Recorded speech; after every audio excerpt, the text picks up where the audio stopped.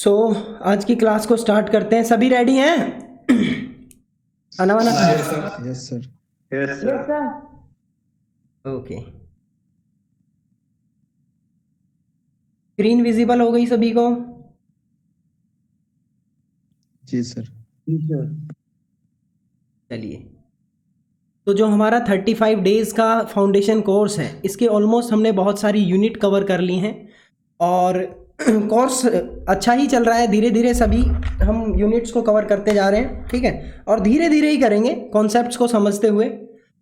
तो ये हार्ट से रिलेटेड अगर किसी को कोई भी प्रॉब्लम है तो वो क्वेश्चन कर सकता है, ठीक है। सभी को ये सारे चारों चैम्बर्स और वाल्व्स और हार्ट में ब्लड सुपीरियर वेना केवा में और इन्फीरियर में कहाँ से आता है, बंडल ऑफ हिस क्या होता है, प्रकंजे फाइबर्स क्या होते हैं, और आपका एसए नोड, एवी नोड और बाकी जितने भी आपके वाल्व्स हैं, इनमें तो कोई किसी को दिक्कत नहीं है ना? No sir. No sir. उसी के साथ साथ जो वाइटामिन्स के साइंटिफिक नेम, उनके सोर्सेज और उनसे होने वाली डिजीज, उनकी कमी से होने वाली डिजीज, इसमें किसी को कोई इश्यू नहीं है, कोई प्रॉब्लम नहीं है? No sir. और जो मेजर मसल्स हैं ये सभी ने याद करी थी कि नहीं करी थी भाई? ये ज्यादा इंपॉर्टेंट है। हाँ बाबा, मैं समझ रही हूँ। ओके। बोन्स, इस पे भी थोड़ा सा ध्यान देना भाई, ठीक है। ये ज़्यादा जरूरी है, आने वाले किसी भी एग्जाम्स में बोन और मसल से क्वेश्चन पूछे ही जाते हैं, चाहे वो किसी भी टाइप का क्वेश्चन पूछें। ओके, तो हम पढ़ रहे थे स्पोर्ट्स ट्रेनिंग। इसमें हमने बहुत सारे प्रिंसिपल्स देखे थे, कैरेक्टरिस्टिक्स के साथ साथ कौन कौन से आपके प्रिंसिपल्स होते हैं। तो ये सारे प्रिंसिपल्स होपफुली सभी को क्लियर होंगे बहुत अच्छे से। हमने ये भी देखे थे 5D आपके अगर जिस इंसान के अंदर में होते हैं, यानी कि डायरेक्शन, डिज़ायर, डेडिकेशन, डिटर्मिनेशन और डिसिप्लिन, तो वो इंसान हर तरीके से कामयाब हो सकता है। उसके बाद में हमने प्रिंसिपल्स देखे थे, ये सारे प्रिंसिपल्स, ठीक है। पंप देखा था, पंप क्या होता है, ये एक्स्ट्रा हमने कुछ ऐड किया था। इंडिविजुअल लोड हमने देखा था, इंटरनल, और साथ में ही active participation, critical loads, general और स्पेसिफिक, क्लैरिटी, ये तीनों साइकिल हमने देखे थे, मैक्रो साइकिल, मीजो साइकिल और माइक्रो साइकिल। उसके साथ साथ में ही अब हम धीरे धीरे आगे बढ़ रहे थे और हम पहुंच चुके थे थोड़ा सा आगे की तरफ। Ensuring results, reversibility, hypertrophy.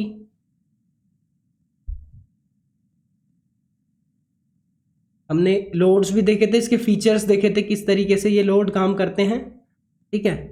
और इंटेंसिटी को थोड़ा सा समझा था सिंपल लैंग्वेज में कि इंटेंसिटी क्या हो सकती है। एडेप्टेशन प्रोसेस, सुपर कंपेंसेशन समझ में आया ना सभी को? Yes sir. Yes sir.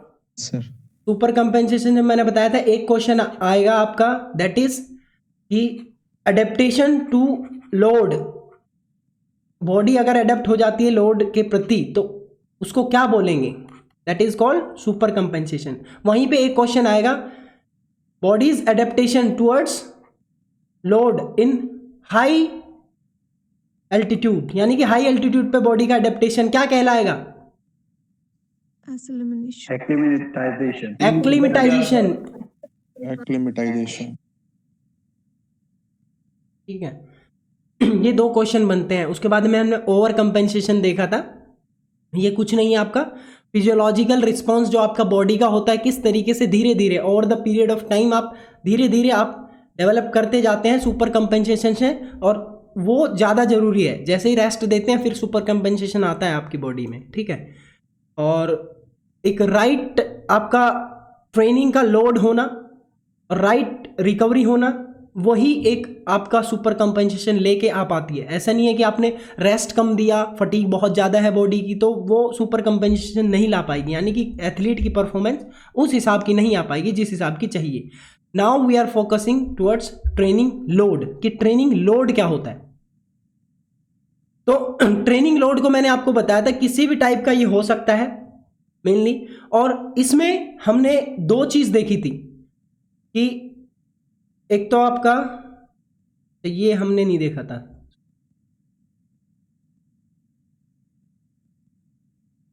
Training load. तो training load one of those things where it's more of an art और साइंस, मतलब कि ट्रेनिंग लोड को बढ़ाने के लिए एक तो आपका रहता है कि ट्रेनिंग लोड बढ़ना चाहिए, ठीक है, ये तो एक बहुत नेसेसरी चीज़ है। दूसरी चीज़ एक होती है कि जब बॉडी लोड में आ गई, यानी कि उसको हम बोलते हैं ओवरलोड, तो ओवरलोड नहीं होना चाहिए, ठीक है। तो अगर हम लोड की बात करें तो लोड को बहुत इजीली हम मेजर कर सकते हैं, but intensity could be anything from how fast you are running, heart rate, इससे how heavy the weight is, और योर जो भी बार के ऊपर लगा हुआ वेट वो। तो इंटेंसिटी और लोड ये दोनों अलग अलग चीज़ है, ठीक है, दोनों अलग अलग चीज़ हैं। आप लोड बढ़ा के इंटेंसिटी बढ़ा सकते हैं, ठीक है, ये चीज़ है। तो लोड मेनली आपका क्या हो गया, लोड एक ऐसी आप किसी भी तरीके से देख सकते हैं, load in the form of any resistance. वो रेसिस्टेंस आपका पार्टनर हो सकता है, वो रेसिस्टेंस कोई फ्लूइड हो सकता है, वो वाटर भी हो सकता है, वो रेसिस्टेंस कोई इक्विपमेंट हो सकता है, वो डंबल भी हो सकता है, आपकी खुद की बॉडी का वेट भी हो सकता है।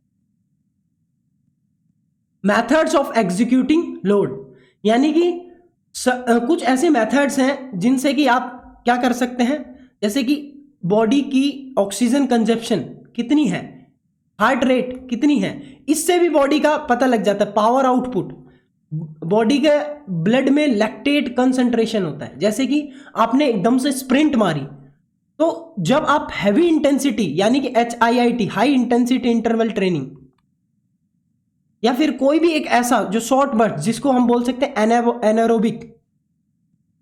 एनारोबिक वर्कआउट किया, तो वहां पर आपका लैक्टिक एसिड प्रोड्यूस होगा बॉडी में। आप देखते हैं ना, आप जिस स्पीड से 100 मीटर रनिंग कर पाते हैं उस स्पीड से पूरी आपकी 400 या 800 मीटर नहीं दौड़ पाते हैं। ये चीज आपने ऑब्जर्व करी है सभी ने? Yes sir. Yes, sir. तो वो क्या है, क्योंकि वहां पर ब्लड में आपका क्या है, लैक्टिक एसिड एक्यूमुलेट हो गया है, इसलिए आप उतना नहीं दौड़ पाते हैं जितना दौड़ना चाहिए, ठीक है। तो ये चीज होती है। लेकिन वहीं पे अगर आप एरोबिक वर्कआउट करेंगे, कोई भी स्लो जॉगिंग वगैरह, वहां पर इतना ज्यादा आपका लैक्टिक एसिड एक्यूमुलेशन नहीं होता है, ठीक है। तो एनारोबिक और एरोबिक, इसको समझने के लिए आपको ये चीज पता होना चाहिए। एरोबिक वर्कआउट कोई भी आपका ऐसा वर्कआउट जिसमें इंटेंसिटी थोड़ी स्लो रहती है, लो रहती है, और ड्यूरेशन थोड़ी ज़्यादा हो सकती है, कोई बात नहीं, हैवी नहीं होती इंटेंसिटी। एनारोबिक वो सारी वर्कआउट्स जिसमें इंटेंसिटी बहुत ज़्यादा हाई रहती है, जैसे कि आपका फॉर एग्जांपल एरोबिक की बात करें तो स्लो जॉगिंग कर रहे हैं, साइकिलिंग कर रहे हैं, स्लो स्विमिंग कर रहे हैं। लेकिन वहीं पे एनारोबिक की अगर हम बात करें तो 100 मीटर स्प्रिंट हो गया, ठीक है, और आपका पेस रेसिस हो गया साइकिलिंग में, ठीक है। ये तो एरोबिक और एनारोबिक में अंतर पता चला कुछ? Yes, sir. Yes sir. और पता है एक चीज और है, कुछ कोचिज जैसे आप सभी कोचिज, अगर आप अपने खिलाड़ी की इंटेंसिटी को बढ़ाना चाहते हैं तो उसमें थोड़ा सा मैनिपुलेशन करते हैं, जैसे कि वॉल्यूम, ठीक है, ट्रेनिंग वॉल्यूम और इंटेंसिटी में वो थोड़ा सा मतलब कि एक तरीके से मैनिपुलेशन करते हैं। आप एक टाइम पे आप इंटेंसिटी को हाई रख के वॉल्यूम को भी हाई नहीं रख सकते हैं, इस चीज को ध्यान रखना। एक टाइम पे आपको इंटेंसिटी हाई और वॉल्यूम हाई नहीं रखना है, उससे खिलाड़ी की परफॉर्मेंस गिर जाएगी। लेकिन कुछ केसेस में कुछ कोचेस इसके साथ में फिर भी इंटेंसिटी भी हाई ले जाते हैं और वॉल्यूम भी हाई ले जाते हैं। देखो जैसे कि जूडो में अगर आपको एंड्योरेंस इंप्रूव करना है तो आप मान लो 400 मीटर की आप स्प्रिंट लगा रहे हैं। मैंने आपको कल बताया था कि 400 मीटर की स्प्रिंट अगर लगाए थोड़ा सा रेस्ट देके फिर लगाएंगे। लेकिन कई कोचेस क्या कर सकते हैं, इंटेंसिटी तो वहां पे है, वॉल्यूम भी और ज्यादा बढ़ा देंगे, यानी कि 400 मीटर की स्प्रिंट लगा के आया, तुरंत 400 मीटर की, फिर तुरंत 400 मीटर की। लेकिन वो भी कोचेस खुद देखते हैं, वो पूरा उनको एथलीट की परफॉर्मेंस का पता होता है और उनको पता होता है कि एथलीट की कितनी बियरिंग कैपेसिटी है, साथ में ही उनकी ट्रेनिंग एज कितनी है, और भी बहुत सारी चीज़ों को कंसीडर करते हुए वो कुछ कोचेस ऐसे होते हैं जो थोड़े टाइम के लिए, यानी कि या तो उनका प्लेटो आ गया हो, जैसे मैंने आपको कल बताया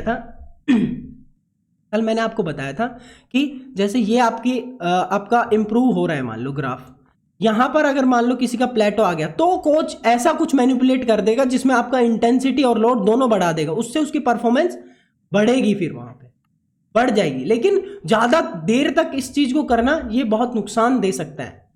बात समझ में आई? Yes, sir.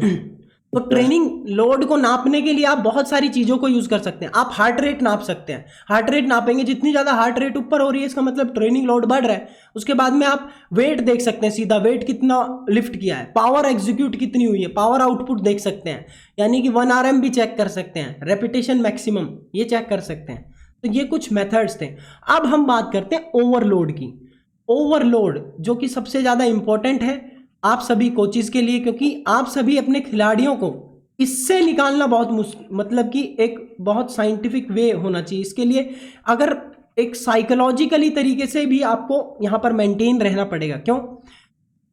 ओवरलोड क्या प्रिंसिपल ये कहता है आपका कि आपको किसी भी खिलाड़ी को इस तरीके से एथलीट की ट्रेनिंग देनी है कि उसका बॉडी का जो लोड है वो ऑप्टिमम लेवल पे जाए। ऐसा नहीं कि बॉडी फटीग हो रही है बहुत ज़्यादा और बहुत ज़्यादा मतलब एग्जॉस्ट हो गई है बॉडी, फिर भी आप कराए जा रहे हैं। ओवरलोड की सिचुएशन जब आती है तो बहुत सारे हमारे सिम्टम्स होते हैं जिनको देख के एक कोचिस पता लगा सकता है। ओवरलोड का मतलब समझ में आ रहा है ना?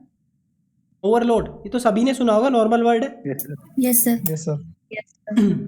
क्या क्या कारण हो सकते हैं, कॉजेज ऑफ ओवरलोड क्या क्या हो सकते हैं? सबसे पहली चीज़ तो हमारी हो सकती है फॉल्टी ट्रेनिंग मेथड्स, यानी कि गलत तरीके के वो मेथड्स जो एक कोच यूज़ कर रहा है जिसको जाने अनजाने में पता नहीं है। Neglect of recovery. अब देखो आप सभी को पता है कि रिकवरी इतनी ज़्यादा इंपॉर्टेंट है, कितना भी हम वर्कआउट करते हैं उस सभी का मेन फोकस होना चाहिए आपकी रिकवरी में भी।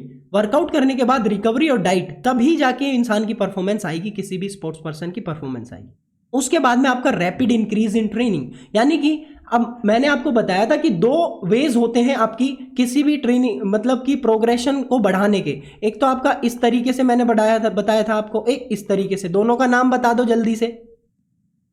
ये ए क्या है? और एक लाइनर. बी जो है वो लाइनर. बी जो है लीनियर है। लीनियर. यस। और ए क्या है? स्टेयरकेस। तो ये 2 मेथड होते हैं। ये क्या है? ये ग्रेजुअली इंक्रीज करने के लिए, लेकिन वहीं पे अगर रैपिड यानी कि अचानक से आप बढ़ा दोगे तो ये बहुत गलत तरीका है। अचानक से आपने, कोई खिलाड़ी है, चलो हम तो झेल लेते हैं, मान लो हम, क्योंकि हमें ट्रेनिंग एज हमारा थोड़ा ज़्यादा है, हम झेल लेंगे। लेकिन कोई पहले दिन ही आया, उसको ही आपने 100 किलो वेट लगा के करवा दिया वेट ट्रेनिंग। रैपिड इंक्रीज नहीं करना है, धीरे धीरे। उसके बाद में कुछ, ये मैंने आपको बताया, कुछ कोचेज करते हैं इस चीज़ का, हाई वॉल्यूम और हाई इंटेंसिटी एक साथ चल जाता है, लेकिन आपको देखना है ओवरलोड तो नहीं हो रही है, तो इसको भी नहीं रखना है एक साथ में। अगर हाई वॉल्यूम है, यानी कि आप यूँ नहीं कर सकते हैं कि देखिए 10 किलो आपने कंधे पे रखा है, यानी कि आप 10 केजी ईच साइड रखोगे और बार का 20 किलो वेट है, टोटल 40 केजी हो जाएगा। उससे आप मान लो कि स्क्वाट लगा रहे हैं और रेपिटेशन आपने 50 लगा दिए हैं, ठीक है, आपने 50 रेपिटेशन लगा दिए हैं वहां पर, तो चल जाएगा, कोई दिक्कत नहीं है। लेकिन आप यूं कह दो कि हाई वॉल्यूम, यानी कि 100 किलो वजन, दोनों तरफ 50-50 किलो वजन और 20 किलो बार का, 120 किलो वजन, और हाई इंटेंसिटी, यानी कि आपको 50 रैप फिर उससे, तो ऐसा पॉसिबल है क्या? आप खुद बताओ। तो आपको क्या करना है? या तो इंटेंसिटी को हाई रखना है या वॉल्यूम को लो रखना है। आप दोनों को एक साथ नहीं रख सकते। आप या तो वॉल्यूम को हाई रखो, इंटेंसिटी को लो रखो। अगर 100 किलो को आपको करवाना है तो ज़्यादा से ज़्यादा जितनी है उसके 8-10 रेपिटेशन लगवाओ, वो उसके हिसाब से है। 1 RM उसका कितना है उस हिसाब से। बात समझ में आ रही नहीं आ रही? Yes, sir. Yes, sir. उसके बाद में है इम्प्रॉपर रेस्ट आफ्टर ट्रेनिंग, तो ये ऊपर वाला ही है, इन दोनों को मैच कर लो। उसके बाद में access of competition with high demands, यानी कि अब एक चीज तो ये है कि किसी भी खिलाड़ी को ये चीज ध्यान रखनी चाहिए कि मतलब कि हर कंपटीशन की एक लेवल होती है, यानी कि जैसे कि आपका ओलंपिक्स है, एक कॉमनवेल्थ है, एक आपका नेशनल लेवल चैंपियनशिप है, एक आपका डिस्ट्रिक्ट लेवल चैंपियनशिप। तीनों की डिमांड्स अलग होगी, तीनों का ही आपका क्या होगा, खिलाड़ी की जो परफॉर्मेंस है तीनों की अलग ही अलग चलेगी वहां पर। ऐसा नहीं है कि कोई डिस्ट्रिक्ट लेवल पे गोल्ड मेडल लेके आ रहा है तो वो ओलंपिक पे भी लेके आ पाएगा। तो अलग अलग कंपटीशन के हिसाब से होती है ये चीज़ भी एक कोच को ध्यान में रखनी है कि जितनी डिमांड है उतना ज़्यादा ही वहाँ पर ट्रेनिंग भी कराई जाए। 1 साइडेड ट्रेनिंग ऐसा नहीं है अब कोच ही कोच अपनी अपनी सुन रहा है, बस कोच को अपनी करानी है, अपनी कई होते हैं कि खुन्नस निकालने के लिए, ऐसा नहीं है भाई। कोच को बच्चे की भी सुननी है, स्टूडेंट की भी सुननी है, हर तरीके से उसको लेके चलनी है। ये कॉजेज समझ में आया ना, क्या कारण हो सकते हैं? ये एक फॉल्टी ट्रेनिंग मेथड्स है खाली। Yes sir. Yes sir.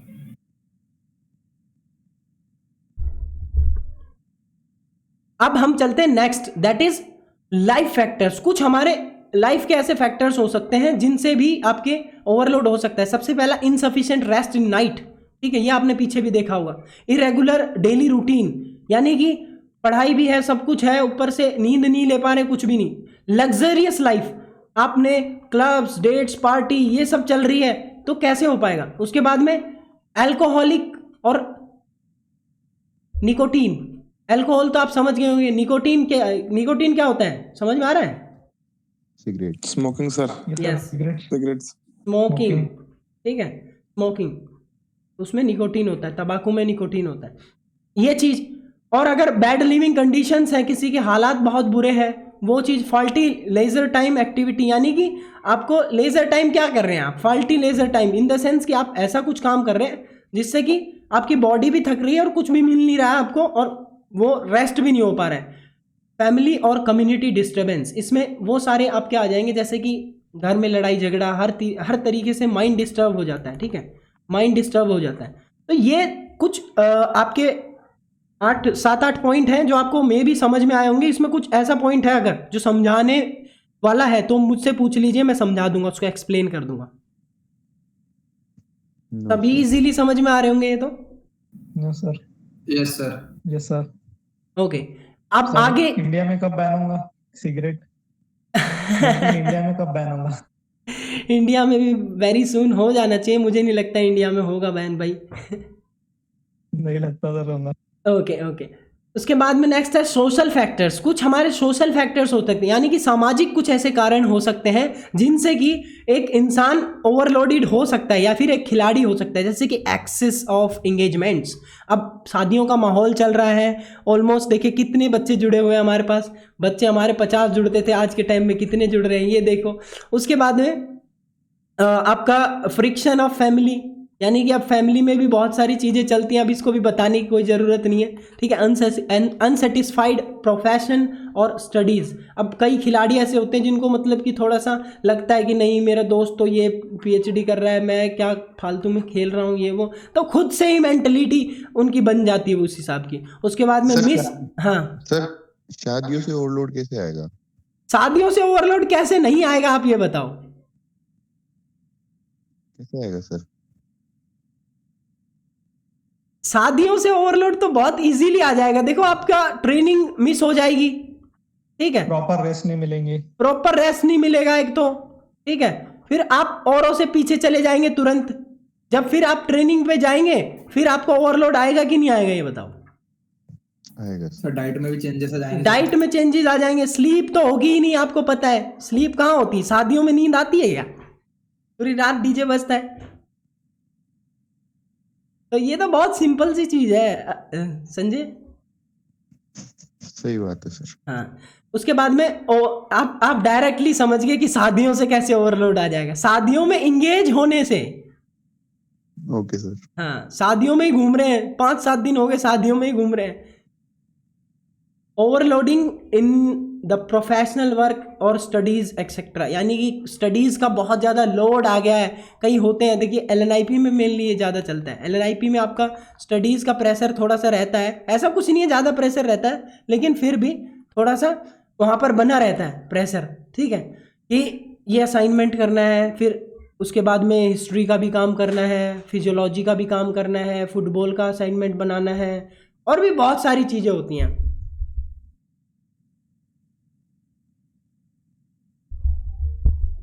उसके बाद में an unfriendly family towards sports. अब इसको मैंने बहुत अच्छे से एक्सप्लेन किया था मेरी प्रीवियस वीडियो में कि फैमिली का एनवायरनमेंट एक बहुत ज़्यादा ज़रूरी है। कि पेरेंट्स जब तक सपोर्ट नहीं करेंगे स्टूडेंट्स को या फिर खिलाड़ियों को, तब तक एक अच्छा खिलाड़ी निकल के नहीं आ सकता है। ये जितने भी ओलंपिक्स खेले हुए हैं ना, सभी के पेरेंट्स जरूर मतलब उनको क्या करते होंगे, सपोर्ट बहुत ज़्यादा करते होंगे। ये चीज़ आपको पता होगी सभी को। ऐसे ही खिलाड़ी नहीं बनता है, सारी चीज़ों का मतलब एक योगदान होता है। अगर खिलाड़ी कोई सोचता है ना मैंने अकेले ने सब कुछ किया है, तो वो गलत कह रहा है। वहाँ पर उनके कोच का भी रोल होगा, फ्रेंड्स का भी होगा, फैमिली का भी होगा, सोसाइटी का भी रोल होगा, फाइनेंशियली कोई सपोर्ट कर रहा है उसका भी रोल होगा, और बाकी जितने भी आपके और अदर्स चाचा वाचा जो मदद करते हैं, दूध वाले, केले वाले और बाकी डाइट जो बना के देते हैं, वो हर किसी का मदद होता है कि नहीं होता है एक खिलाड़ी को बनाने में। यस सर, एनवायरनमेंट बहुत मैटर करता है। इन्वायरमेंट बहुत मैटर करता है, ये चीज़ है। एक्सेस ऑफ एंटरटेनमेंट प्रोग्राम, अब सारे दिन ही मूवीज फिल्म ये सब देखते रहो भाई, ट्रेनिंग पे फोकस है नहीं, ट्रेनिंग मिस हो रही है, फिर बाद में ओवरलोड आएगा। तो ये सारे फैक्टर्स समझ में आए, सोशल फैक्टर्स। जी सर। जी sir. Yes sir. Yes sir. Yes sir. उसके बाद में कुछ आपके हेल्थ फैक्टर्स होते हैं। ये तो आप सभी को पता होंगे कि कोई खिलाड़ी का अगर बुखार उखार हो गया, बीमार पड़ गया, अगर स्टमक खराब हो गया, इन्फेक्शन डिजीज हो गया, इंजरीज वगैरह हो गई, तो भी ओवरलोड आ सकता है आपके खिलाड़ी के ऊपर। ठीक है, यस सर। जी सर। अब ओवरलोड तो आ गया, अब उस ओवरलोड को पहचानने का काम एक कोच का होता है। एज ए कोच आप सभी को उनको पहचानना है कि किस तरीके से आप पहचाने की ओवरलोड में है। तो कुछ साइकोलॉजिकल यानी कि मेंटल यूं लगा लीजिए, आप पूरा बिहेवियर लगा लीजिए, ठीक है, सिम्टम्स होते हैं, साइकोलॉजिकल कुछ सिम्टम्स होते हैं जिनसे आप पहचान सकते हैं। जैसे कि इंक्रीज एक्साइटेबिलिटी, कोई एक्साइट हो रहा है बहुत ज़्यादा, तो उससे भी आप पहचान सकते हैं। लेस कॉन्टैक्ट विद कोच के साथ में कम संपर्क बनाएगा, वो भगेगा कोच से देख के, ठीक है। Increase sensitivity towards the criticism, अब कोई अगर किसी इरिटेशन होगी, मेनली इरिटेशन होगी, डिप्रेशन में भी चले जा सकता है, कॉन्फिडेंस उसका लॉस हो जाएगा और लो मोटिवेशन वहाँ पर मिलेगा, ठीक है। तो ये कुछ ऐसे साइकोलॉजिकल फैक्टर्स हैं, ये सिम्टम्स हैं जिनको देख के आप पता लगा सकते हैं कि हाँ भाई यहाँ पर। आप खुद देखो, आप कोच हैं, आप सभी कोच हैं, मान लो आपका बच्चा पहले बहुत अच्छे से ट्रेनिंग करता था, सब कुछ करता था, अब वो चीज़ है नहीं, ठीक है, वो चीज़ वहाँ पर दिख नहीं रही है। वो जो पहले वाली एक दिखती थी ना जिद, वो दिख नहीं रही है, अब भाग रहा है वर्कआउट से। तो आपको पता लग जाएगा ना कि भाई बंदे की बॉडी में जो है ओवरलोड है, पता लग जाएगा कि नहीं लग जाएगा। Yes sir. तो यही सारे ये पॉइंट्स हैं नॉर्मल से, जो ज़्यादा इतने कुछ इंपॉर्टेंट भी नहीं है, ठीक है। परफॉर्मेंस सिम्टम्स यानी कि परफॉर्मेंस अब डिक्रीज होने लगेगी, टेक्निक जो उसकी इतनी बढ़िया थी वो टेक्निक डिक्रीज होने लगेगी, कंसंट्रेशन उसका नहीं बनेगा, डिक्रीज डिफरेंशिएशन एबिलिटी यानी कि वो डिफरेंशिएट नहीं कर पाएगा, बॉल किधर आ रही है उसको डिफरेंशिएट नहीं कर पाएगा। पहले बहुत अच्छे से जज कर लेता था, अब वो उसकी जजमेंट भी खराब हो गई है। स्ट्रेंथ, स्पीड, एंड्योरेंस तीनों में वहाँ पर कमी दिखेगी। रिकवरी स्लो होगी, स्लो रिकवरी होगी। डिग्री इन कंपटीशन रेडीनेस यानी कि अब वो रेडी नहीं रहेगा उस हिसाब का जिस हिसाब का पहले कंपटीशन के लिए तत्पर रहता था, पहले इतना ज़्यादा मोटिवेटेड रहता था। Increase tendency to surrender to competition, अब वो ऐसा बच्चा जो कि बहुत कंपटीशन के लिए उत्तेजित रहता था, अब वो कहता है कि सर मैं खेलूंगा नहीं, सर इस बार कंपटीशन नहीं खेलूंगा। और कंट्रोल्ड बिहेवियर इन कंपटीशन, अगर खेल रहा है तो उसका बिहेवियर वहाँ पर समझ नहीं आ रहा, थोड़ा चिड़चिड़ापन या फिर पहले जो सा बिहेवियर अब वहाँ पर देखने को नहीं मिल रहा है। तो ये कुछ परफॉर्मेंस सिम्टम्स है जो देख के एक कोच पता लगा सकता है। समझ में आए नहीं आए? जी सर। Yes sir.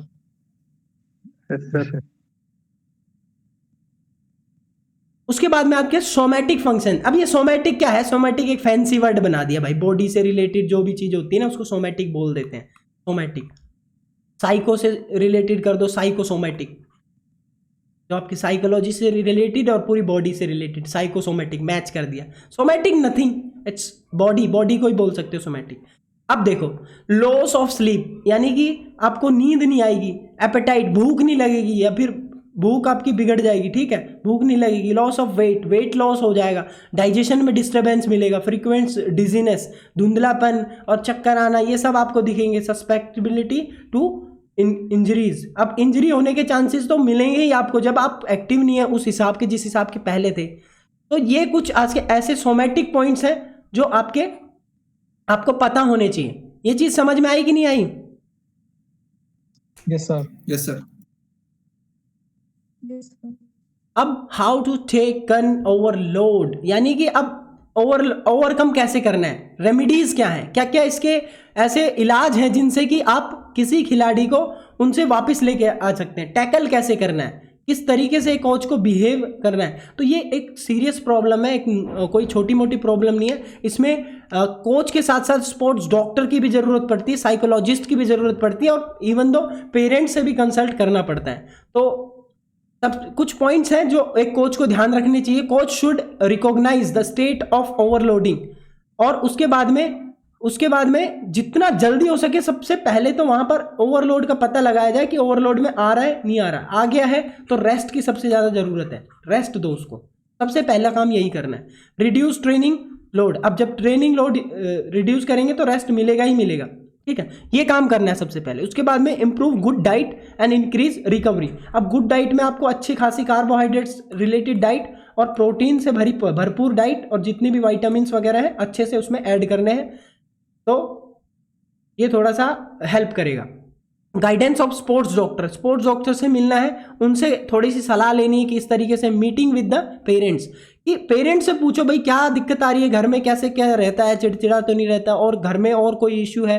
तो कोच क्या करते हैं, कई कोचेज ऐसे रहते हैं कि भाई तू एक काम कर, मेरे कमरे पे रह ले, एक महीना तू मेरे घर पे रह ले। कंपटीशन के दौरान बच्चे को इस तरीके से बचा के रखना बहुत ज़्यादा ज़रूरी है, क्योंकि दूसरे फैक्टर से उसकी ट्रेनिंग अगर अफेक्ट हो रही है तो एक कोच का नुकसान भी होता है, क्योंकि अल्टीमेटली एक क्रेडिट तो कोच को भी मिलता है और कोच की इतनी मेहनत वो भी बेकार हो जाती है। Avoid competitions and trials. अब इस टाइम में जब ओवरलोड आपको पता लग गया कि पीक पे चल रही है ओवरलोड, तो अब वहाँ पर क्या है, कंपटीशन या ट्रायल को अवॉइड करना है किसी भी तरीके से। The coach must find out the real cause of overloading. अब डॉक्टरों से मिलके, फ्रेंड से मिलके, फैमिली से मिलके आपको और खुद की ट्रेनिंग के एनालाइज करके ये पता लगाया जाए कि ओवरलोडिंग का कारण क्या है, ठीक है। फिर उस कारण को एग्जीक्यूट करके उसको मतलब कि हटाना है वहाँ से, ठीक है, उसको हटाना है। मॉडिफाई ट्रेनिंग, क्योंकि अब आपको अगर मान लो ट्रेनिंग में कुछ दिखा कारण कि ये ट्रेनिंग का फॉल्ट है, तो उस ट्रेनिंग को मॉडिफाई करना है किसी भी तरीके से। तो ये कुछ पॉइंट्स हैं जो एक कोच को पता होने चाहिए रेमिडीज के तौर पे। बात समझ में आ रही है? Yes sir. जी यस सर। इसमें इन पॉइंट्स में किसी को कोई दिक्कत तो नहीं है? No sir. अब हम बात करते हैं डेफिनेशन ऑफ स्ट्रेंथ की, यानी कि स्ट्रेंथ क्या होती है। अब स्ट्रेंथ को हम नॉर्मल भाषा में अगर देखें तो strength is the ability of muscle to get overcome या फिर get over resistance while playing different games. अब ये तो गेम्स की बात हो गई। नॉर्मल भाषा में अगर बोलें तो कोई भी ऐसा जो बाहर से रेसिस्टेंस आ रहा है उसको ओवरकम करना है, उसको धकेलना है किसी भी तरीके से अपनी बॉडी से अवे। जैसे कि वो रेसिस्टेंस आपका इक्विपमेंट्स का हो सकता है, वो आपकी ह्यूमन बॉडी का हो सकता है, अपोनेंट का हो सकता है, वो फ्रिक्शन का हो सकता है। तो ये 4 टाइप के आपके रेसिस्टेंस होते हैं। रेसिस्टेंस क्या होते हैं? इक्विपमेंट, कोई जैसे डंबल हो गया, कोई और इक्विपमेंट हो गया। रेसिस्टेंस ह्यूमन बॉडी का हो सकता है, खुद की बॉडी का, जैसे आप पुलअप्स करते हैं तो आप किसी का यूज़ नहीं करते, आप खुद की बॉडी से ही रेसिस्ट कर रहे होते हैं, या पुशअप कर रहे होते हैं जब रस्सा चढ़ रहे होते तब। तो रेसिस्टेंस ऑफ अपोनेंट, इसमें आपके जूडो हो गया, रेसलिंग हो गया और बाकी कॉम्पिटिटिव स्पोर्ट्स हो गए जिसमें आप ओपोनेंट को रेसिस्ट करते हैं। फ्रिक्शन वाले में आपका एयर फ्रिक्शन आ सकता है और आपका वाटर फ्रिक्शन, जैसे आप स्विमिंग करते हैं तो उसमें क्या है? फ्रिक्शन। बात समझ में आ रही? ये चारों रेसिस्टेंस समझ में आए? Yes sir. तो इनको ओवरकम करना ही स्ट्रेंथ है। इनको किस तरीके से? स्ट्रेंथ से ही ओवरकम कर पाएंगे। अब स्ट्रेंथ भी आपकी अलग अलग टाइप की होती हैं। मेजरली आपकी दो टाइप की होती हैं, एक स्टैटिक एक डायनामिक। और वैसे देखें तो आपकी एक तो आपकी नॉर्मल स्ट्रेंथ यानी कि मैक्सिमम स्ट्रेंथ, स्ट्रेंथ एंड्योरेंस और एक्सप्लोजिव स्ट्रेंथ, इस तरीके से। तो उनको भी हम पढ़ने वाले हैं आगे। सर मैं 4th पॉइंट दोबारा समझाना। 4th पॉइंट क्या समझाना है बताओ? आपने एग्जांपल दिया था स्विमिंग का, कैसे क्या हुआ? आप चले गए थे क्या दूध पीने? No sir. तो नहीं। फ्रिक्शन का, रेसिस्टेंस का एग्जांपल दो भाई कोई, अभी जो मैंने बताया था पॉइंट। पानी में मतलब स्विमिंग पूल का एग्जांपल ऐसा है कि पानी में फ्रिक्शन होता है बॉडी का, पानी से फ्रिक्शन का रेजिस्टेंस होता ओके है। सर। आगे समझ में? सर एयर रेजिस्टेंस भी सर। एयर रेसिस्टेंस, ठीक है। उसके बाद में आपके कैरेक्टरिस्टिक्स ऑफ स्ट्रेंथ, यानी कि कुछ आपके स्ट्रेंथ के कैरेक्टरिस्टिक्स होते हैं, ठीक है, कुछ ऐसी चीज़ें होती हैं जो स्ट्रेंथ की रहती हैं अलग से, ठीक है। तो सबसे पहली चीज़ तो ये आपका फोर्स जनरेट करने में मदद करती है। दूसरी चीज़ ये होती है कि मसल को बिल्ड करती है, स्ट्रेंथ से आप मसल बिल्ड कर सकते हैं। तीसरी चीज़ आपकी इंक्रीज करेगी स्पोर्ट्स परफॉर्मेंस, चाहे वो कोई भी स्पोर्ट्स हो, उसमें आपकी स्ट्रेंथ, अगर जिसकी ज़्यादा स्ट्रेंथ होगी तो वो वहाँ पर उसकी परफॉर्मेंस भी ज़्यादा होगी। इम्प्रूव फिजिकल अट्रैक्शन, यानी अट्रैक्टिवनेस। अब फिजिकल अट्रैक्टिवनेस, जैसे कि यहाँ पर ये आपके कौन है, फिलिथ है ना, फिलिथ ही तो है ये कि जय कटलर है, जय कटलर है सर, फिलिप नहीं जैक कटलर है सर। जय कटलर। तो ये इनकी पहले की बॉडी है और ये अब की बॉडी है। तो ये जय कटलर की जब आप बॉडी देख रहे हैं तो ये पहले की ज्यादा अट्रैक्टिव थी या अब की ज्यादा अट्रैक्टिव है?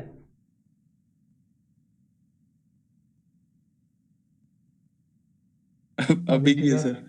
तो वही है ना कि अट्रैक्टिवनेस आता है। कोई एक देखना मोटा पेटला सा ऐसे धुंधला सा चल रहा होगा, ठीक है, जो कभी वर्कआउट नहीं करता, खूब गोलगप्पे और ये रसगुल्ले आलू टमाटर ये सब खाता है खूब दबा के, फ्रेंच फ्राइज चाउमीन बर्गर, और पेट ऐसे ढोलकी से कर रखा है। और एक कोई बहुत बढ़िया एकदम खूब वर्कआउट करने वाला, खूब एकदम बॉडी उसने लीन मसल मास गेन कर रखा है, बढ़िया एकदम मेंटेन कर रखी है। तो दोनों चलेंगे तो दोनों की आपकी पर्सनैलिटी में फर्क दिखेगा कि नहीं दिखेगा? दिखेगा डेफिनेटली दिखेगा सर। तो बस यही सिंपल सा एक पॉइंट कहता है, इट इम्प्रूव्स फंक्शनल बेनिफिट। जो बॉडी के फंक्शनल को ले लो, चाहे आप आपके इंटरनल फंक्शन को ले लो, आपके आउटर फंक्शन को ले लो, ठीक है। तो पोस्चर के साथ साथ पोस्चर भी बहुत अच्छा मेंटेन रहता है। जो लोग वर्कआउट करते हैं ना, उन लोगों का पोस्चर बहुत अच्छा मेंटेन रहता है। आज मैं जिम में गया था तो मेरे को एक कॉम्प्लीमेंट मिला। एक लड़का था, वो पूछ रहा था, भैया आप कुछ गेम खेलते हो क्या, आप स्पोर्ट्स पर्सन हो क्या? मैंने कहा हाँ बताओ क्या हो गया। कह रहे नहीं आपकी बॉडी बहुत अच्छी है, आपकी फिजिक देख के लगता है आप गेम खेलते हो। मैंने कहा भाई मैं जूडो खेलता हूँ। तो उसने बोला कि मैं भी कराटे खेलता था। बेचारा ऐसी अच्छा लड़का था। तो मैंने कहा ठीक है ऐसी बात है। तो कॉम्प्लीमेंट मिलते हैं आपको भी। बेटर सपोर्ट फॉर जॉइंट्स, यानी कि आपने देखा होगा बुढ़ापे में घुटने दर्द करते हैं बहुत ज़्यादा। क्यों? क्योंकि उनकी मसल में उस हिसाब की पावर नहीं है, उस हिसाब की स्ट्रेंथ नहीं है। आपको पता होना चाहिए कि आपकी अगर मसल में स्ट्रेंथ है तो आपकी जॉइंट पे बहुत कम लोड आता है। ये चीज़ बहुतों को पता नहीं होगी, शायद पता है कि नहीं पता है? पता है सर। तो जॉइंट्स में दर्द ना हो उसके लिए आपको स्क्वाट्स करनी चाहिए, ठीक है। स्क्वाट्स करे करो, बुढ़ापे में कभी घुटने दर्द नहीं होंगे। अब टाइप्स ऑफ स्ट्रेंथ में हम देखते हैं maximum strength, dynamic strength, explosive strength. इनको हम देख लेते हैं किस तरीके से क्या क्या रहती हैं ये, ठीक है। बेसिकली तो दो ही रहती हैं आपकी, स्टैटिक और डायनामिक। मैक्सिमम स्ट्रेंथ क्या रहती है? मैक्सिमम स्ट्रेंथ वो एबिलिटी है कि एक बार में, खाली एक बार में आप कितना वेट उठा सकते हैं। इसको चेक करने के लिए डायनामोमीटर आता है, डायनामोमीटर, जिसको हम बोलते हैं, एक आपका ग्रिप का अलग से आता है जिसको हम बोलते हैं हैंड डायनामोमीटर, और एक आपका बैक और लेग स्ट्रेंथ के लिए आता है जिसको हम बोलते हैं लेग या बैक डायनामोमीटर। वो इस तरीके से रहता है, उसमें ये एक नीचे ऐसा एक पट्टा सा रहता है, पट्टा इन द सेंस कि ये नीचे एक प्लेट सी रहती है, यहाँ पर एक चेन बंधी होती है, यहाँ पर एक मीटर लगा होता है, ठीक है। ये मीटर लगा होता है, उस मीटर के साथ एक चेन जुड़ी होती है, चेन के साथ में एक आपका बार जुड़ी होती है। ये यहाँ पर आपकी जो मीटर है उसमें सुई लगी होती है। जैसे उस बार को पकड़ के आप खींचते हैं, ठीक है, तो वो आपका, जैसे ही आप बार को पकड़ के खींचते हैं वो मीटर की सुई घूमती है। जैसे ही वो जितना घूमेगी, एक बार में आप एक ही बार में खींचना है, आपको एक ही बार में जान लगानी है, ठीक है। तो वो आपको बताएगी। अगर लेग के लिए नापना है तो आपको घुटने बैंड करके इसकी चेन छोटी करनी होती है। अगर बैक के लिए नापना है तो बैक को बिल्कुल स्ट्रेट करना है, नी स्ट्रेट रहने चाहिए। अगर नी स्ट्रेट है तो वहां पर बैक की स्ट्रेंथ चेक होगी, अगर नी बैंड है तो लेग्स की स्ट्रेंथ चेक होगी। इसमें तो किसी को कोई दिक्कत नहीं है ना? No sir. No sir. देखा होगा कईयों ने देखा है डायनामोमीटर, मैंने नहीं देखा सर। नहीं देखा, कोई बात नहीं, दिखा देंगे, कल दिखा देंगे आपको टेंशन मत लो। और ये वाला सेशन आपका यूट्यूब पे डलेगा भाई, जो आज की क्लास है ये यूट्यूब पे मिलेगी आपको। कोई दिक्कत तो नहीं है किसी को? नहीं सर। नहीं सर। चलो नो सर। तो बहुत थके। हाँ, तो मैक्सिमम स्ट्रेंथ लोगों को पता भी तो चले चल क्या रहा है 35 डेज के फाउंडेशन कोर्स में। तो ये लेग डायनामोमीटर और आपका hand grip dynamometer. Hand grip dynamometer भी सिंपल सा आपका, जैसे ये भी कल मैं दिखाऊंगा आपको। हैंड ग्रिप डायनामोमीटर वो इस शेप का रहता है कुछ, यहाँ पर आपका एक ये है, ठीक है, यहाँ पर मीटर लगा रहता है आपका, और ये आपको इस तरीके से ये ग्रिप, यहाँ से आप हाथ डालते हैं और यहाँ से उंगलियों से पकड़ते हैं, 1 2 3 ये 5 उंगलियां हैं, इससे पकड़ते हैं, इसको खींचते हैं बस। ये ग्रिप स्ट्रेंथ नापता है आपकी, ग्रिप कितनी स्ट्रेंथ है, हैंड डायनामोमीटर, ठीक है। ये इस तरीके से रहता है और कुछ नहीं है इसके अंदर, कुछ ज़्यादा वो इक्विपमेंट नहीं लगे हुए हैं। तो ये आपकी मैक्सिमम स्ट्रेंथ नापने के कुछ आपके तरीके थे, लेकिन मैक्सिमम स्ट्रेंथ को आप बार से भी नाप सकते हैं, बार से भी नाप सकते हैं आप। स्क्वाट के लिए क्या कर सकते, आप लेग स्ट्रेंथ के लिए स्क्वाट से नाप सकते हैं, डेड लिफ्ट से नाप सकते हैं, बैक स्ट्रेंथ के लिए लेग और डेड दोनों, लेग और बैक दोनों नाप जाएंगे आपकी अगर डेड लिफ्ट करेंगे। फिर आपका बाइसेप्स के लिए स्टैटिक स्ट्रेंथ भी नाप सकते हैं, किसी भी बॉडी पार्ट की अगर आपको नापनी है, जैसे 1 RM रेपिटेशन मैक्सिमम। RM की फुल फॉर्म होती है रेपिटेशन मैक्सिमम।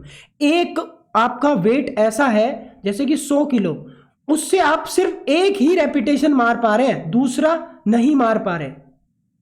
अगर दूसरा मार ले रहे हैं दैट मीन्स वो आपका 1 RM है ही नहीं। बात समझ में आ रही नहीं आ रही? Yes sir. अगर दूसरा कर पा रहे हैं तो वो आपका है ही नहीं। तो मैक्सिमम स्ट्रेंथ क्या है, एक बार में, एक ही बार में किसी भी रेसिस्टेंस को ओवरकम कर देना, तो ये मैक्सिमम स्ट्रेंथ होती है। मेनली मैक्सिमम स्ट्रेंथ चेक करी जाती है आपकी पावर लिफ्टिंग में। पावर लिफ्टिंग में मैंने कितने इवेंट बताए थे आपको? 3 सर। कौन कौन से? सर स्क्वाट्स था, बेंच थी और डेड लिफ्ट थी। बेंच, स्क्वाट,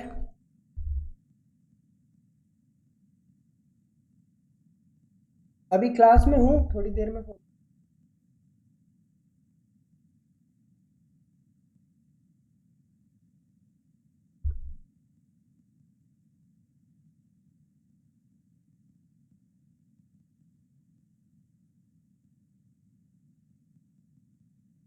तो बेंच, स्क्वाट और डेडलिफ्ट, ये तीनों आपके, इन तीनों को मिला के ही आपकी मैक्सिमम स्ट्रेंथ चेक करी जाती है। अब ये आपका रहता है पावर लिफ्टिंग में।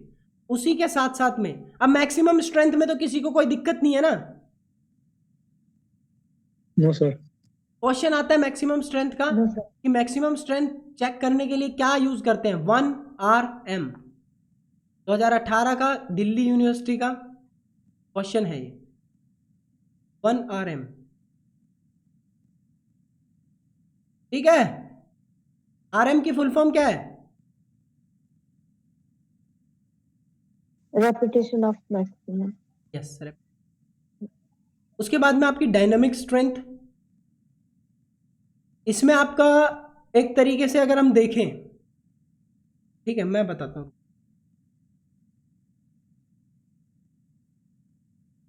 एक्सप्लोजिव स्ट्रेंथ, एक्सप्लोजिव स्ट्रेंथ अभी हमने पढ़ा मैक्सिमम स्ट्रेंथ, अब उसके बाद में आती है आपकी एक्सप्लोजिव स्ट्रेंथ। एक्सप्लोजिव स्ट्रेंथ वो स्ट्रेंथ होती है कि आप यूं कह लो कि इसको हम बोलते हैं विस्फोटक,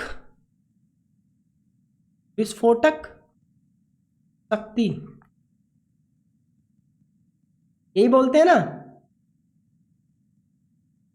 विस्फोटक शक्ति। ये आपकी sir. एक्सप्लोजिव स्ट्रेंथ होती है कि कितनी स्पीड से आपकी बॉडी स्ट्रेंथ जनरेट कर पा रही है। जैसे कि इसके कुछ एग्जाम्पल है, हाई जंप, लॉन्ग जंप, ठीक है, और आपका वर्टिकल जंप कुछ भी हो, स्टैंडिंग ब्रॉड जंप, तो इसमें आपकी एक्सप्लोजिव स्ट्रेंथ चेक करी जाती है। स्टैंडिंग ब्रॉड जंप SBJ जिसको बोलते हैं, ये आपकी क्या चेक करती है? Explosive strength. Explosive strength. ठीक है, ये क्वेश्चन भी आता है कई बार एग्जाम में। तो एक्सप्लोजिव स्ट्रेंथ तो समझ में आया ना किसी को? सबको आ गया ना? Yes sir. अब हम समझते हैं ये पीछे वाला। तीसरा रहता है आपका स्ट्रेंथ एंड्योरेंस, यानी कि स्ट्रेंथ आपके अंदर कितनी है, कितनी देर तक आप उसको कर पा रहे हैं। यानी कि अब मैं नॉर्मल देखो 3 एग्जांपल देता हूं मैक्सिमम स्ट्रेंथ के। 100 किलो वजन, इससे आप 1 रैप मार रहे हैं बेंच का और 1 ही मार पा रहे हैं, तो ये आपकी क्या हो गई? Maximum strength. Maximum strength maximum हो गई। अगर आपने वजन कर लिया मान लो 40 किलो बेंच का ही, ठीक है, 40 किलो बेंच, और आप उसको स्पीड से मार रहे हैं, तो वो क्या कहलाएगा आपका? हाँ सही बोल रहे हो, बोलो। एंड्योरेंस। नहीं, एक्सप्लोजिव स्ट्रेंथ। Explosive strength. अगर आपने मान लो वजन कर लिया 20 किलो, बेंच प्रेस ही मार रहे हैं आप, और आप मार रहे हैं खूब देर तक बिना थके हुए, खूब देर तक, जब तक टाइम आपको बॉडी पूरी थक नहीं जाती है, तो ये क्या कहलाएगा आपका? Strength endurance. Strength endurance. अब तीनों में फर्क पता चल गया ना? तीनों में क्या फर्क है, इस तरीके से कॉन्सेप्ट लेके समझना पड़ता है। अब तीनों में फर्क पता चल गया ना? डायनामिक स्ट्रेंथ मतलब कि ये एक ही बात है। क्या कहते हैं, स्ट्रेंथ एंड्योरेंस, एक्सप्लोजिव स्ट्रेंथ और मैक्सिमम स्ट्रेंथ। तीनों में अगर कोई पूछेगा तो बता दोगे ना कि कैसे कैसे एग्जांपल हैं? Yes sir. Yes sir. ठीक है, अब हम देखते हैं कुछ चीज। अब और कुछ हमारी स्ट्रेंथ होती है अलग अलग टाइप की। एक स्टार्ट स्ट्रेंथ होती है जो आपके यूज करते हैं स्ट्रेंथ, स्प्रिंटर्स, ठीक है, जो स्टार्टिंग में यूज करते हैं। यह एक्स्ट्रा है कुछ आपके लिए, मैंने बताया। मेनली तो आपकी ये 3 ही है, एग्जाम में 3 ही आती हैं ये, ठीक है। उसके बाद में एक आपकी है स्ट्रेंथ स्पीड। स्ट्रेंथ स्पीड में आप क्या है, देखिए स्ट्रेंथ आ रहा है ना पहले, तो जहां पर पहले स्ट्रेंथ आ जाए मतलब कि स्ट्रेंथ की ज्यादा जरूरत है।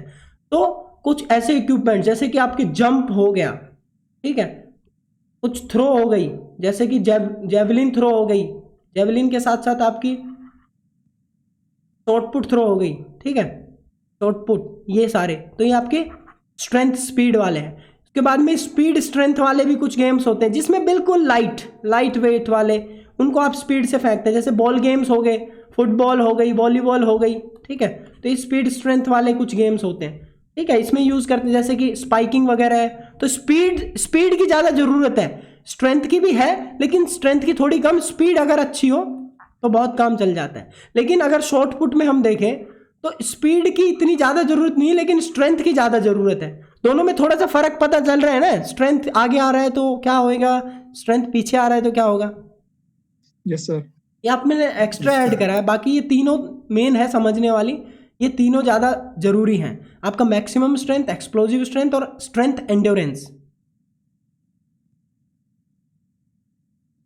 सर लास्ट के तीनों एक बार फिर से जरा सा समझा दीजिएगा, समझ में आया पर थोड़ा। स्टार्ट स्ट्रेंथ वो होती है किसी भी काम को स्टार्ट करने के लिए पहले यूज करते हैं ना जो लोग, जैसे कि वेट लिफ्टिंग में एकदम स्नैच जब लेके आते हैं ना, जब स्नैच के लिए इनिशियल फेज जो होता है एकदम एक ही झटके से जो उठाते हैं, दैट इज स्टार्ट। कोई भी काम करने के लिए स्टार्टिंग स्ट्रेंथ की बहुत ज़्यादा जरूरत होती है। कुछ स्पेसिफिक गेम्स में जैसे कि स्प्रिंट लगा रहे हैं तो अगर जिसकी स्टार्ट स्ट्रेंथ अच्छी होती है ना तो उसका मोस्टली आपका ठीक रहता है। बोल्ट की स्टार्ट नहीं है अच्छी लेकिन फिनिशिंग बहुत अच्छा था, ठीक है ये। उसके बाद में स्ट्रेंथ स्पीड जहां पर आ गया तो मतलब स्ट्रेंथ डोमिनेट कर रहा है, स्ट्रेंथ डोमिनेट कर रहा है। तो जैसे शॉर्ट पुट हो गया, भारी होता है, उसके लिए स्ट्रेंथ चाहिए उसको मूव करने के लिए, ठीक है, तो वहां पर स्ट्रेंथ स्पीड की जरूरत होगी। लेकिन स्पीड स्ट्रेंथ जहां पर आएगा तो वहां पर क्या है, कोई लाइट वेट के इक्विपमेंट्स होते हैं उनको स्पीड से फेंकना कहीं पे भी, तो उसमें आपका स्पीड स्ट्रेंथ की जरूरत होती है। बात समझ में आई नहीं आई? यस सर, अब आ गई। तो कुछ हमारे फैक्टर्स होते हैं जो हमारी स्ट्रेंथ को डिटरमाइन करते हैं, यानी कि कुछ फैक्टर्स जिससे कि हमारी स्ट्रेंथ बढ़ती या घटती है किसी भी तरीके से, या फिर उससे स्ट्रेंथ पे फर्क पड़ता है। जैसे कि हमारे सबसे बड़ा होता है मसल कंपोजिशन। अब मसल कंपोजिशन को नापने के लिए एक चीज का यूज होता है, that is muscle biopsy. Yes sir. ठीक है, मसल बायोप्सी चाइना में बहुत अच्छे से यूज करते हैं वो लोग, हर एथलीट के यूज कर लेते हैं, पहले ही यूज कर लेते हैं, वो जब आपका 10 साल का रहता है ना तभी यूज कर लेते हैं। मसल बायोप्सी ऐसी टेक्निक होती है जिसमें मसल का एक छोटा सा टुकड़ा लिया जाता है और उसको लैब में टेस्ट के लिए भेजा जाता है। उसमें चेक किया जाता है आपकी स्लो ट्विच फाइबर है बॉडी में या फास्ट ट्विच फाइबर है। ठीक है, स्लो ट्विच है या फास्ट ट्विच है। तो जब ये पता लग जाता है तो हम इजीली डिटरमाइन कर पाएंगे कि वो लोग कौन से गेम को चूज करेंगे तो उसमें परफॉर्मेंस आएगी। जिसके अंदर slow Twitch muscle fibre body में है, ठीक है, तो वो एंड्योरेंस वाले गेम ज़्यादा कर पाएगा, जैसे रनिंग हो गया, जॉगिंग हो गया, साइकिलिंग वगैरह ये सब। जिसके अंदर फास्ट ट्विच मसल फाइबर ज़्यादा है वो लोग स्ट्रेंथ वाले डोमिनेंट गेम कर पाएंगे, जैसे जूडो हो गया, रेसलिंग हो गया, फिर आपके वेट लिफ्टिंग हो गया, पावर लिफ्टिंग हो गया, शॉर्ट पुट थ्रो हो गया। ठीक है, ये सारे। लेकिन इंडिया में तो भाई पता ही नहीं चलता। आप कोई खिलाड़ी है जिसको खेलते हुए 10 साल हो गए, 10 साल में उसकी स्लो ट्विच मसल फाइबर वाले की परफॉर्मेंस ही नहीं आ रही है वेट लिफ्टिंग में। आएगी कहाँ से? आएगी कहाँ से? कुछ फैक्टर्स होते हैं जिनको हमें कभी भी नहीं भूलना चाहिए। बात समझ में आई नहीं आई? टेंडन बायोप्सी भी होती है शायद। हाँ, अब वो तो एक अलग चीज हो गई। मैं अभी मसल का टॉपिक चल रहा है तो मसल का पहले बता देता हूँ। ठीक है, उसको भी बता देंगे। तो मैंने एथलीट्स ये भी करते हैं, मतलब ये भी चालू है यूएसए में, टेंडन बायोप्सी। हाँ, देखिए मसल बायोप्सी पता है कैसे करते हैं? या तो नीडल्स से करते हैं शायद से। या तो आपके नीडल डाल देंगे बॉडी में, नीडल से निकाल लेंगे मसल का छोटा सा पार्ट, या फिर काट के कट लगा के वहां से निकाल देंगे। बात समझ में आ रही नहीं आ रही? Yes sir. तो बोलते हैं मसल बायोप्सी। ये चीज तो पता होनी चाहिए सभी को। और ये एक तो ये फैक्टर हो गया कि मसल कंपोजिशन, यानी कि अलग अलग आपके फाइबर्स रहते हैं बॉडी में। ऐसा नहीं है कि एक टाइप के फाइबर रहते हैं, अलग अलग रहते हैं, दोनों का डोमिनेंस अलग अलग रहता है। किसी में कुछ ज्यादा रहते हैं, किसी में कुछ कम रहते हैं। ठीक है, फिर उसके बाद में